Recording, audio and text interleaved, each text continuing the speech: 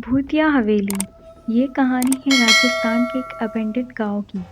एक पुरानी हवेली थी जिसे लोग भूतिया हवेली कहते थे।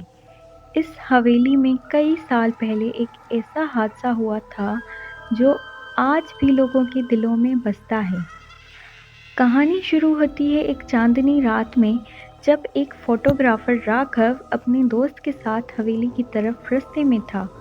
उनका इरादा था कुछ पुरानी तस्वीरें खींचकर अपने पोर्टफोलियो में शामिल करने का।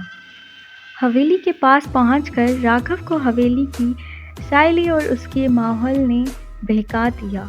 राघव और उसके दोस्त ने अंदर जाने का फैसला किया।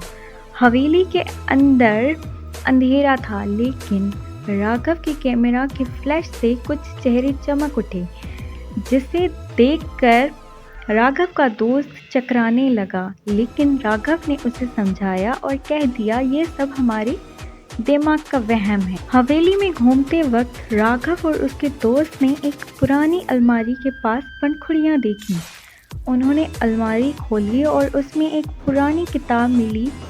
उसमें लिखा था, इस हवेली में एक भूत रहता है जो सिर्फ चांदनी रात में दिखता है। राघव को ये सब पसंद आया और उसने कैमरा से कुछ तस्वीरें ली। रात को देर हो गई और राघव के दोस्त ने कहा, अब हमें यहाँ से चलना चाहिए।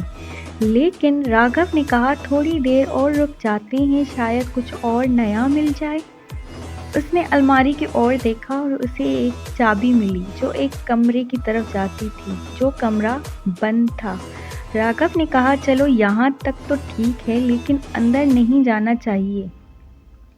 लेकिन उसके दोस्त ने चाबी ली और दरवाज़ा खोल दिया। अंदर जाते ही उन्हें एक पुरानी कुर्सी पर एक औरत बैठी हुई नज़र आई। राघव ने फ्लैश जला दिया, लेकिन जब उसने तस्वीर देखी तो उसमें कुछ नहीं था, सिर्फ कुर्सी थी। तभी कुर्सी से आवाज़ आई, तुम लोग यहाँ क्या कर रहे हो? राघव और उसके दोस्त घबरा गए। वो औरत अब तक कुर्सी पर नहीं थी, बल्कि उनके सामने खड़ी थी। औरत ने कहा, मैं यहाँ अपने बच्चों की याद में जीती हूँ, ये हवेली अब मेरा घर है। राघव और उसका दोस्त तुरंत भागे और हवेली छोड़कर चले गए। राघव ने अपने कैमरा की तस्वीर देखी, लेकिन उसमें सिर्फ कुर्सी थी और कोई औरत नहीं। इस घटना ने राघव को हमेशा के लिए चौकन्ना कर दिया और उसने कभी भूतिया हवेली के पास से गुजरने का भी फैसला नहीं किया।